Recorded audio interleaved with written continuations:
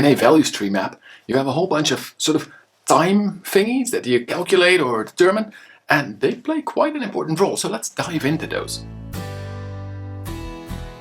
Hello, I'm Tom. Welcome to my channel where we talk about operational excellence and we make it practical for you. And today we've got a bit more of a lean topic, value stream mapping, VSM, and it's about some of those numbers that you get in there. And we will be looking mostly at those throughput, flow type of numbers like process time, cycle time, takt time, process cycle efficiency or value add, stuff like that. Now, how do we calculate all of that? And in that we will also calculate the inventory time. So got an example value stream map right here besides me, and we're going to be diving into a couple of the numbers that we see on there. Now, first off, and if you are very familiar with value stream maps, maybe skip a minute or two, but what do we see here? A basic value stream map setup where we show our process, but we also have the customer, the supplier, some administrative processes, in this case just the planning part, and this map shows sort of the flow of your product or the flow of a service through your organization. So usually the customer demands something, we get something from the supplier, and then the process starts, right? And in this example, we mix the product, then we fill it, and then we package those bottles that we filled, put it on a pallet, and we move it out. And in these value stream maps, and you can do this for services, you can do this for all kinds of products, just right, get one of my videos or somebody else's video on that. But we're going to be looking at, in our case, what is the unit of product? And that is one of the first very important things you will have to decide, right? After putting down your whole process, basically, we say if you got about 5 steps, the first step is understand the customer, the supplier, let's do. Then the third step, map your process. And then the fourth step is get data. Now, and the fifth step is get all the numbers from the data. We will be doing that partially. The data that you get, it has to be linked to something, right? So we want to know times. We want to know how long does it take to make something. We want to know how many of those can we make in a day or in a couple of minutes and stuff like that. So what is that unit? Now, the thing is, and you will have this with services, it's quite often one request. With products, especially from fast-moving consumer goods or similar type of products where you have a lot of bottles, in my example, a unit of one bottle doesn't really show the picture. You can do it, but you have a choice to make. Maybe you take one case, that is sort of the unit for a shop. In my case, I put everything on pallets, right? So one pallet is one unit. Now, why is that important? A mixing process, that's usually a batch tank thing, that's not per pallet or per bottle. In fact, there's going to be a whole bunch of pallets going into a mixing tank in one go. Then the filling process, well, it technically fills a bottle, but it works in so many bottles that are then stacked onto pallets or maybe onto a conveyor, but here onto pallets that are then moved to the final packaging area where they are cased, decorated, and put on a final goods pallet. So there are sort of different units that would be logical for each of the steps. But when you do a value stream map, you need to make sure you talk about just one unit for the whole value stream. But we know that we sell 120 pallets per full day. And why the 24 hours? Because I do assume that this factory runs full-time, right, 24/7. And the supply side, for this example, I just sort of ignore, right? We would go into details of do we have multiple streams of suppliers, not for this example. And then let's take a look at our processes. Now those processes is that we're mixing, and then we see a PT, a process time. Now that is maybe after that, but that is the first main time indicator that I want to be discussing in this video. The process time is how long does it take from starting this process until I have a pallet done. Remember, the pallet was my unit.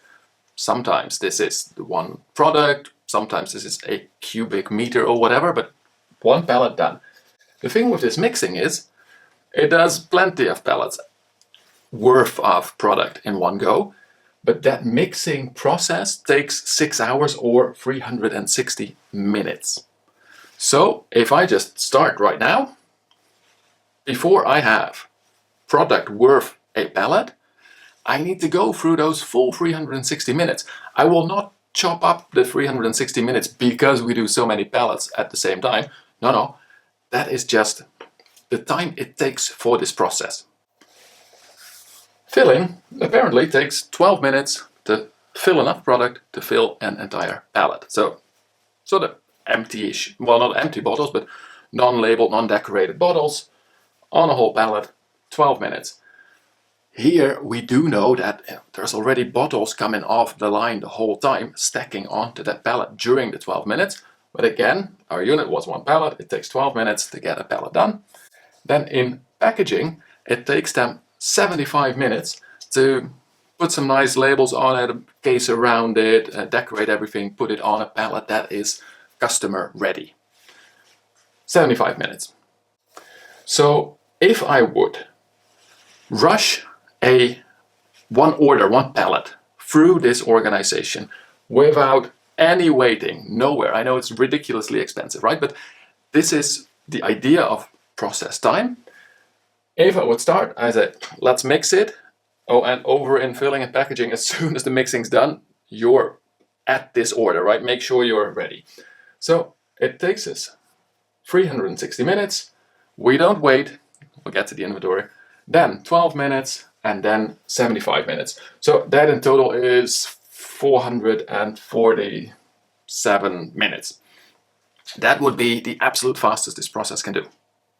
But now, the cycle time, the CT, that is a different beast.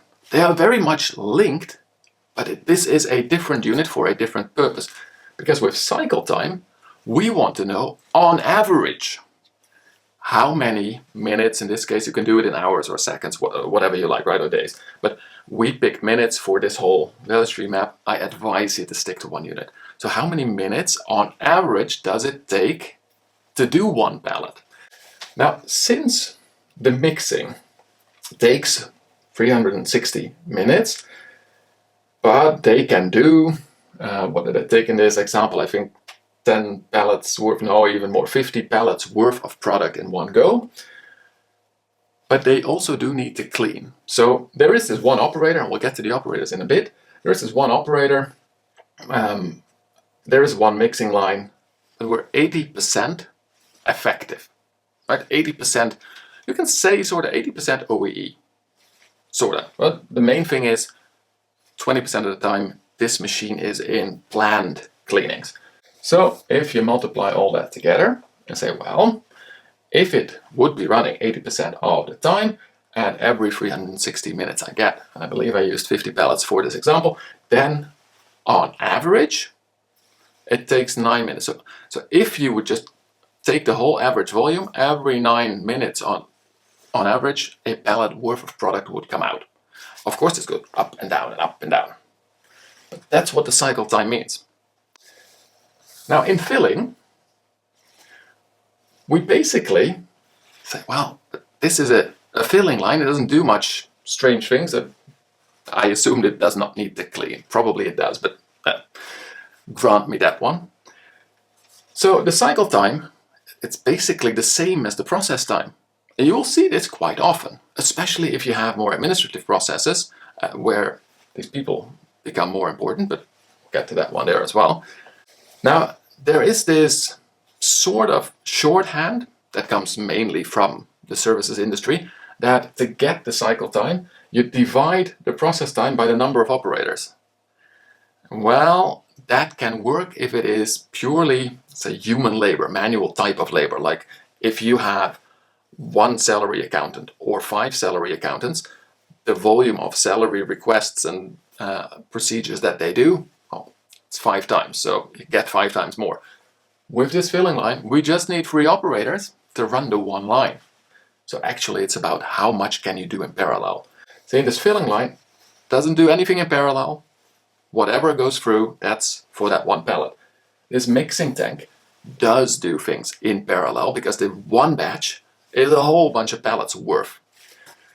Then in packaging, we have a slightly different situation again. This is a mainly manual, mainly human-centered task where we say, well, For one person to do a pallet, that takes them 75 minutes, but we've got 10 people walking around there. The only thing is, in their 8-hour shift, there's only 6 hours of effective work. They've got an hour of break, they've got an hour of organizing or whatever. So this is a different way of doing the same as the 80%, but I just wanted to show to you, you can use either of these. You can use a number you basically get from your OEE tracker, but on manual assembly, you don't generally have OEE numbers. You can just say, oh, look, they have 8-hour shifts and only 6 out of the 8 hours are effective.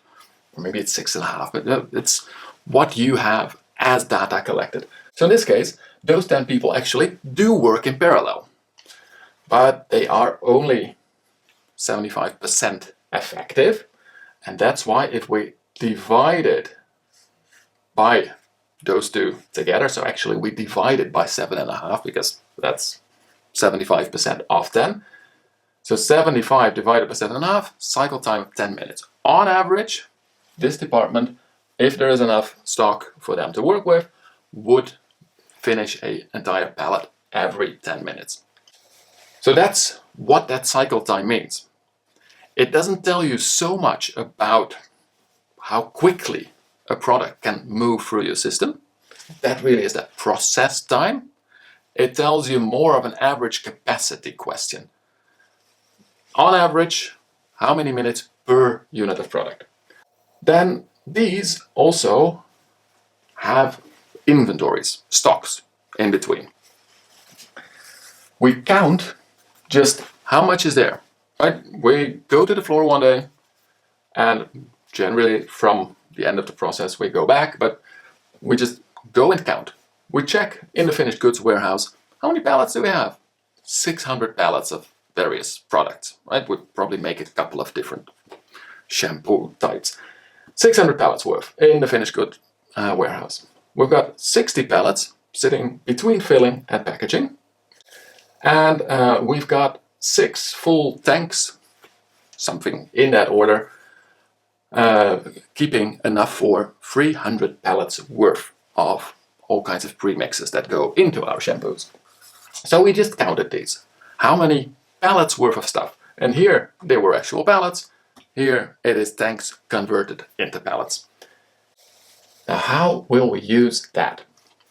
We are going to go calculate another couple of interesting numbers. So these were, well, the cycle times are already a calculation, but now we're going to calculate a couple of different things. And we start with takt time, which is very close to cycle time, but takt time is sort of the cycle time of the customer. So on average, how long do we have to fulfill orders? Right? Our production will just go, and that is a takt, right? It is a beat, a drum beat of the machine, and in fact the drum of theory of constraints is sort of the same. How often do we need to make the product? There is some buffer so that we can deal with the little seasonalities throughout the day or the week. We run this factory 24 hours.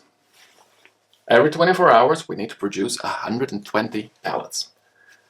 So our net production times 24 hours, if you only have 12 hours a day, you have to reduce it. If you don't work weekends, also reduce this, right? But we use the full 24 hours, so that is 5 pallets per hour, or 60 divided by 5, which is the same as 1,440 divided by 120, or 12 minutes per pallet. 12 minutes per pallet is our takt time, and we want to express it in the same unit as we have all these times. These are also minutes per pallet, because the pallet was our unit. So that already shows us a couple of interesting things. We see that mixing can easily make it. Packaging, well, yeah, pretty good. I mean, they still have 10-20% overcapacity, which is fine. Filling, however, is exactly at takt time. And that is not a huge problem, because technically we can deliver. But if you are so close to takt time, then you know that anything going wrong in filling immediately has a knock-on effect. So it is a red flag that we'll get to a bit later again. And then this nice little bar underneath here. This bar is used to indicate what are the value added times and what are the wait times. Now, value added here is a bit loose, right? Because within this whole process, there is plenty of waste. Within that process, there's plenty of waste. But we call the entire process time, so the time that it takes a product to, one unit of product to go through the process, we call it value added, right? So that is how a value stream map defines it. A value stream map is a pretty high over, a pretty big level sort of tool, not the fine detail. So what we do here, it's actually super simple, because the value added time is the process time, not the cycle time, the process time. So we simply copy it. The waiting times, however, the inventory time, they are a bit more difficult.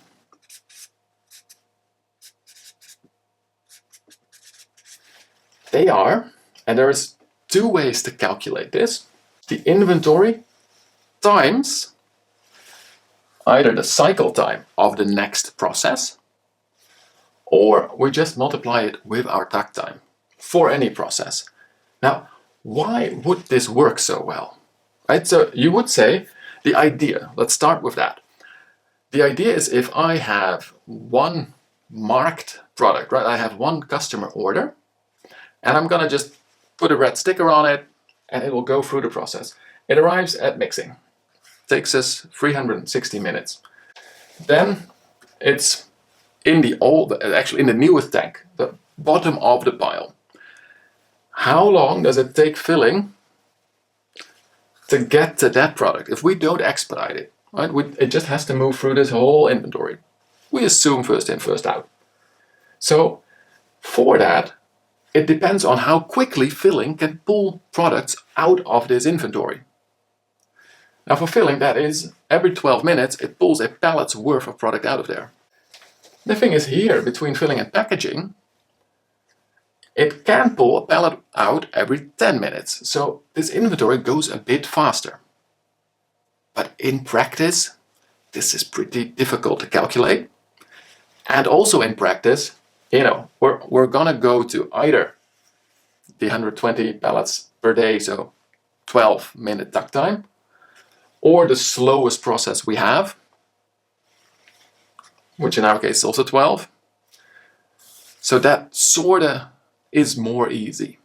But it is the way that can usually work just fine. But know that formally you have to use the cycle time of the next process, or the takt time. So that's what we will do. 300 pallets worth of inventory times 12 minutes of takt time. That is a lot more than that process time, isn't it? This is something you will see quite often. Depends a bit where in your process this buffer is, but most processes have quite a serious buffer. Then this is just like a working stock. This is half a day's worth of product, so this is quite common, a low supply of working materials, but a buffer nonetheless, so this is not a continuous line. So these 60, we could say we multiply it by the cycle time of 10. I've chosen to multiply it by 12 minutes. And the finished good stock, we have 600 pallets worth of product in there, because basically we have a couple of days worth of product. Our 5-day or 7,200 minute supply of finished goods is over there. So this is the total process time, sort of the value added time, and this here is the total time that it's just waiting somewhere. Now we have a measure for that as well, which is the process cycle efficiency. Now it's not top divided by bottom, it's top divided by everything.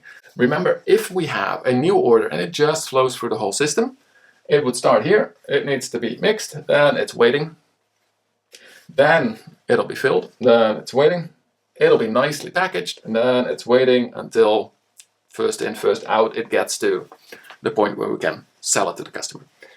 So if we go for process cycle efficiency, we want to know the value added, which is all of the process times, divided by the total lead time. And the total lead time is the whole thing. So in our case, adding those together is 4. And we add everything together.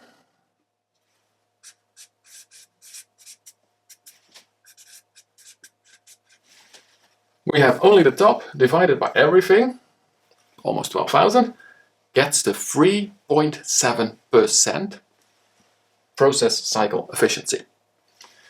Now that number, what can we do with it? I can already tell you there is no world-class standard or a typical reference value for that. I can tell you that if you want to focus on lead time for customers or the flow through your whole process, then when you are well below 10%, and you can really see process cycle efficiency that are under 1% even, but if you are well below 10%, then you know that focusing on how you manage inventory is going to give you a very good opportunity of reducing overall lead times. Because there is a lot to be gained there. If you are well above 10%, then almost certainly you should be checking just your processes. But can we do something with those process times? Can we make that more flexible and quicker? So that's how you can use it. Now also, and that is the main use, you can use this to then check yourself again. So it can be a target to get this higher than it was, to show we're wasting less time, we're putting less into all kinds of inventories. That's how you use that number. These, they are all super important. Because when we think about what do we now, and that is sort of step 5 of making value stream map, where are we going to focus? This is a tool for focusing. This is not a detailed analysis tool. This is in the make, used in the measure phase, right? When we want to know about the problem, when we want to know about the process, not too much about the causes yet. So what we're going to do is we're going to focus on, hey, let's check takt time versus cycle times. This one here, that's a thing. Also, large inventories. I am not too worried about this inventory. I am much more worried about this one. It's a lot. It probably makes us not flexible. Right? So this here time is a lot. Maybe that one. But as I said, be careful with your finished goods, because they might actually, when you really start reducing here, it might happen that you start making a planning buffer for how much your customers have to order, which is, not in their best interest either. And then what we do is we say, these are the places we will dive into. And usually instead of this nice circle, we make that Kaizen bursts. You can also draw them a little smaller, nicely to the side, but this indicates these are the places we need to investigate, or basically it's that one, and that one, because those are the numbers corresponding to there. Here, because we know that filling can only barely make the takt time, if you have any process that has a cycle time that is higher than your takt time, absolutely, you need to look into it. And the big places, especially in front of which you have a lot of inventory. For this, you're mainly going to be looking at that interaction, not too much at mixing, although knowing that this is a mixing process with large batches, probably we'll be looking into that one. But here you combine process knowledge with what the data tells you. So that is how you use a value stream map with those times, right? Process time, cycle time, takt time, total value add, all the process times added together, total lead time is all of them added together, and you divide those on each other and you get the process cycle efficiency. So all the process times divided by process and inventory times all together gives you that percentage. That is how you get most of those numbers in a value stream map that are the basis of a lean analysis, but also the basis of a good first process analysis. I would really recommend you make these for most of your improvement projects just to know what we're dealing with. Even better than for an improvement project, make it for your pre-analysis phase, where you do a loss analysis type of thing on your main processes, because this will tell you where you want to focus for more material flow, which is a different focus than a pure cost flow. Do both and you get a good balance of what you want to tackle in your process. So I hope, even with my slightly under the weather, but I just wanted to make this video, and with my lower energy today, that this gave you the energy to go and make your own value stream map. Get those numbers down as needed. Good luck with your value stream map. Do hit the like button. Ask some questions in the comments if this triggers some questions. And for now, I wish you the best of luck making your own value stream analysis. And as always, don't forget to also enjoy the continuous improvement journey.